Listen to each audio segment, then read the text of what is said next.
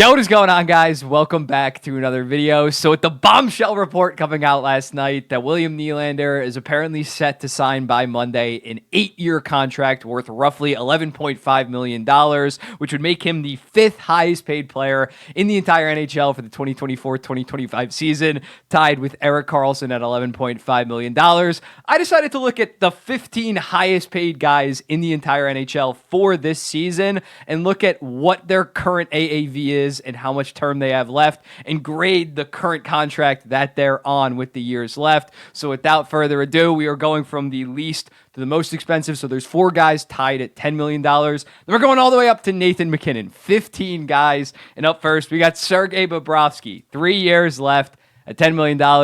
This guy's a D+. Sergei Bobrovsky he's having one of his better regular seasons with the Florida Panthers this season with a .911 save percentage and 2.45 goals against. He was obviously fantastic in the playoffs, but with this list, I am just looking at the player, how good I think they are and going forward. Playoff runs are great, but that is more of a team thing. All in all, Bobrovsky did carry them, but when looking at Bobrovsky, he's probably like a mid-teens goalie in the entire NHL right now. I don't think that he's going to consistently ball out every single playoff run. So in looking at it, the fact that he is the highest paid goalie in the entire NHL, active goalie at least, at $10 million, he's probably worth like maybe $6 million. So I think a D+, 3 years left. Even on his contract before, the games before the prior 3 seasons, he only had a .906 and a 2.89 the prior 4 seasons. So he just hasn't been worth this deal. And I think going forward, especially because he's 33 or 34 years old, it's not going to get much better. It's not an utter disaster. He still is serviceable, but more so a $5 to $6 million contract. So I think he gets a D+ on his contract. Next up, another $10 million player, Jack Eichel. 3 years left as well at $10 million. And I'm going to go with the B+. I can see an argument for an A-. When he is healthy, he is a top 25 player in the entire NHL, top 10 center, 85 to 90 points. I'm not sure he's ever going to be like a 100-point guy, but he's a solid two-way guy that gives you 85 to 90 points. And 3 years left. He's still only, 26 or 27 years old, so those are 3 prime years. B+ seems about right going forward with the Vegas Golden Knights. Obviously, for Vegas, they think it was an A+ trade because they won that Stanley Cup, but just looking at the player, I think a B+ is fair. Alexander Barkov, 7 years left at $10 million. This gets an A. This gets an A for me when looking at Alexander Barkov. This year, 43 points in 36 games. He's probably the Selke favorite. He's probably going to win his Selke favorite. And then he's probably going to win his second Selke. And then looking at him in prior years, 78 and 68 games last year. 88 and 67 when they won the President's Trophy, 58 and 50 during that COVID-shortened season where he won the Selke. This guy is a reliable 90 to 100 point pace guy at least, as well as giving you Selke level defense. And yes, he does have a lot of term on his contract, but he is only 28 years old right now, so that's going to take him to like 34 or 35. It's not going to be that big of a deal once he gets to there, especially given his play style of just fantastic high IQ defensive hockey. You look at the elite defensive centers before him, Anze Kopitar, God, it's going to be next, Patrice Bergeron. Those guys all aged very good, so I think Barkov is going to age very good, and this deal is very good. They got him and Tkachuk, although Tkachuk kind of stinks this year relative to his expectations, locked up long-term. It's looking very good for the Florida Panthers. Now they can afford Sam Reinhart because they're getting so much value out of those 2 deals. Another $10 million player, the last $10 million player, I just mentioned him, Anze Kopitar, 1 year at $10 million. I'm going to give this a B-. He still is around, I think right now he's point per game, and he is playing pretty solid defense. He's no longer the Anze Kopitar from 5 years ago. I think he's probably an $8.5 to $9 million center at this point, but this is only 1 year left. If there was 2, 3, 4 years left on this contract, I'd probably go with like a C+ because he is 36 or 37 at this point, but you know what you're getting. You're getting reliable two-way play. He's probably going to end up between 70 to 84 points this season, I'd say, for the most part. And now he is on one of the best lines in all of hockey with the Kempe, Kopitar, and Byfield line. You know what you're getting out of Anze Kopitar. Again, I don't think he's a $10 million player, but definitely around $9 million given point per game and very good defense. Maybe not Selke level anymore, but still a very good defender. We're getting into the $10.5 million players. Carey Price, incomplete, obviously.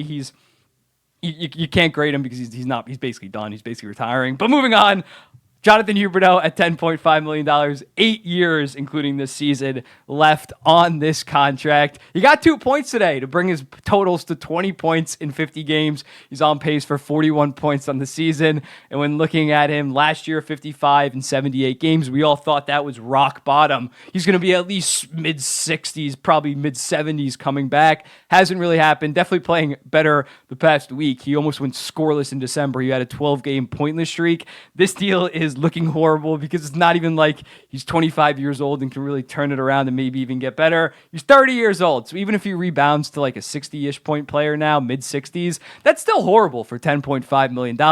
This is legitimately an F-. Jumping up to $10.9 million, 2 years left, is Mitch Marner. Eligible for an extension this summer. I already made a full TikTok on that and talked about it yesterday in the Nylander video. But when looking at Mitch Marner, 2 years left at 10.9, I'm going to go with a B. This is a little bit of a weird one. Coming into the season, I probably would have said an A- or maybe even an A because this guy was coming off a 99-point season when he was a goddamn Selke Finals. I don't really think he should have been a Selke Finals, but he was still like definitely a top 10 defensive player in the entire NHL. And he just hasn't had that same success this season. He only has 40 points in 37 games, which is still very good. That's what, like 86, 87 point pace? No, I think it's like 88 actually. But it hasn't been the same, and the defensive results haven't been the same. He's having a down year. I still think he is a top 25 player in the league pretty safely, probably top 20, probably going to be my MB top 50 that I'm going to do in next week at this point. But Mitch Marner, it definitely is a little bit suspect that he is having a down year. You see William Nylander absolutely explode. Still think he's a very good player. Still think this is about market value at $10.9 million for a guy of his caliber.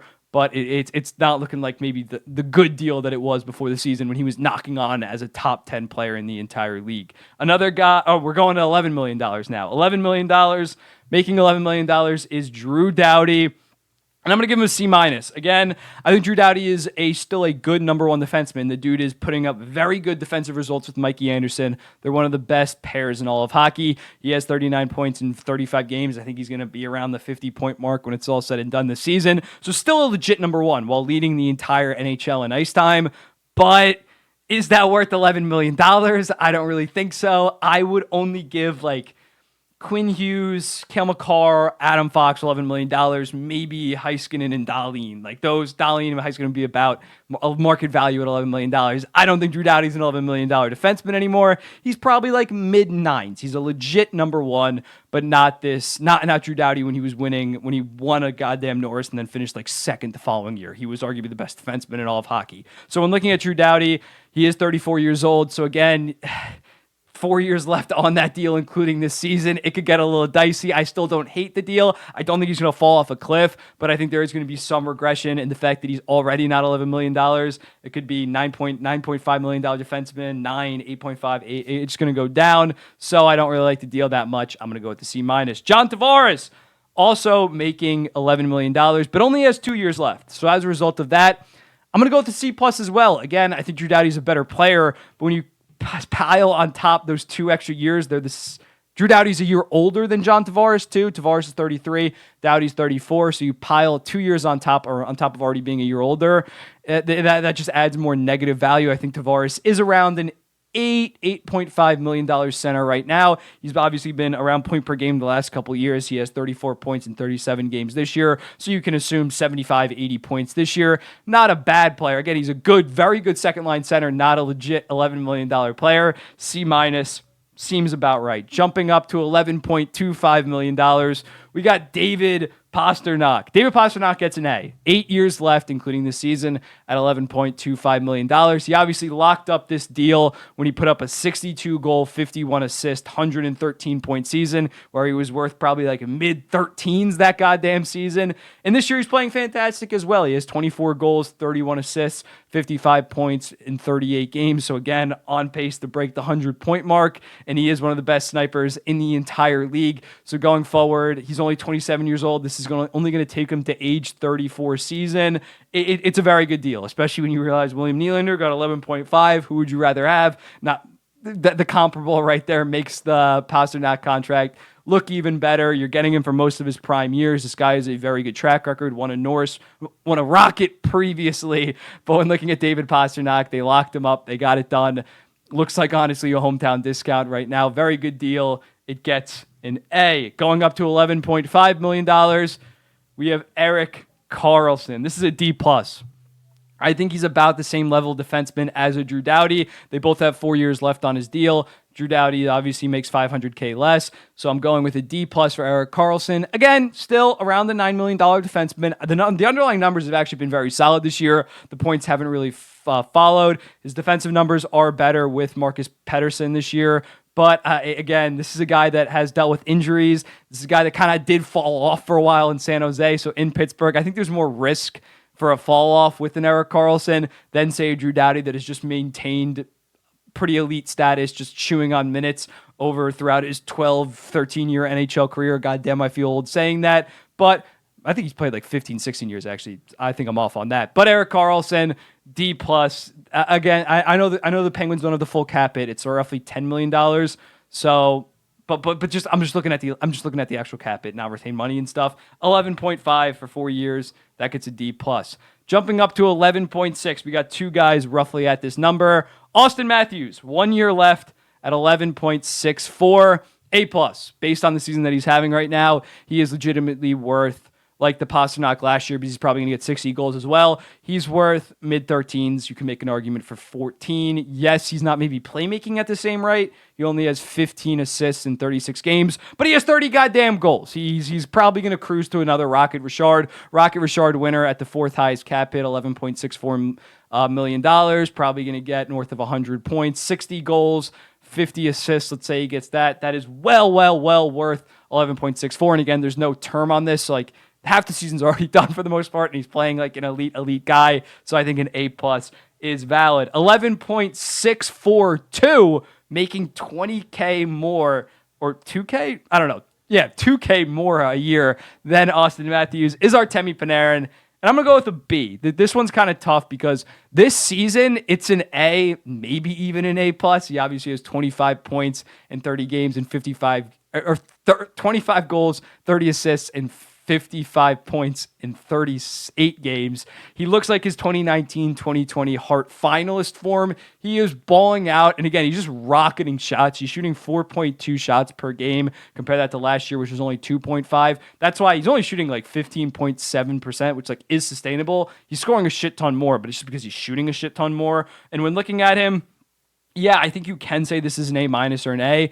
I'm just a little bit apprehensive. I'm not trying to be a hater, but you look at him last year when he only had 92 points in 82 games, that's not worth 11.6. Like, I think he's probably somewhere in between what he's doing right now and last season. I don't think he's a legit 115-point guy over the next 2 years because he is 32 years old and he has 3 years left at $11.642 million. So he is getting up there in age. This is probably the best season he'll have for the next 5 years, if that makes sense. So I'm looking at Artemi Panarin. I'm going to go with a B right now. Good deal. This year, it's very good. The next 2 years are still a little bit iffy, question mark, age, how he'll play, but a B seems fair. McDavid, 3 years left at $12.5 million, A+. I mean, he's having a down year this year. He has 54 points in 34 games, which is a 130-point pace.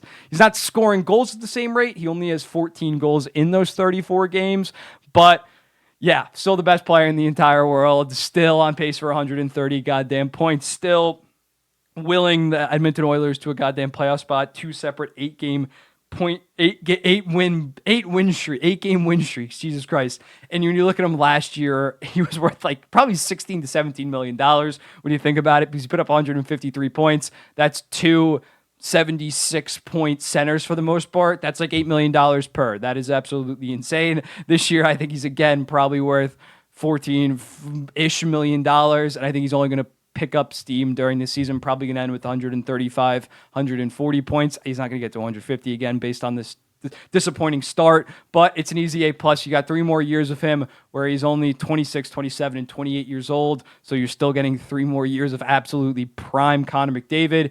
Easy A+. And lastly, the highest paid player in the entire NHL for this season is Nathan McKinnon. He has 8 years left at $12.6 million. I'm going to go with an A. This season alone, it's an A+. He's putting up 133 pace, 45 goal, 88 assist, 133 point pace, through 40 games as of right now. Do I think that is going to be sustainable? Honestly, with Nathan McKinnon, it's possible. So this year, he is legitimately a 14-ish, 15, maybe even player this season. So in looking at that, I think it is worth an A grade. The only thing that does hesitate me a little bit on this contract is this deal has kicked in at 8 years as a 28-year-old. So this is going to go into his mid to kind of late 30s. I think with the salary cap going up, and Nathan McKinnon's just a fantastic talent. This is never going to be a horrible deal, but I can't quite go with an A+ like the McDavid deal. It's only 3 more years in his prime. The Matthews deal that is mid-Rocket season. So I'm just going to go with an A right now. But yeah, let me know in the comments, what do you think? Let's run through it again. Bobrovsky, D+. Eichel, B+. Barkov, A.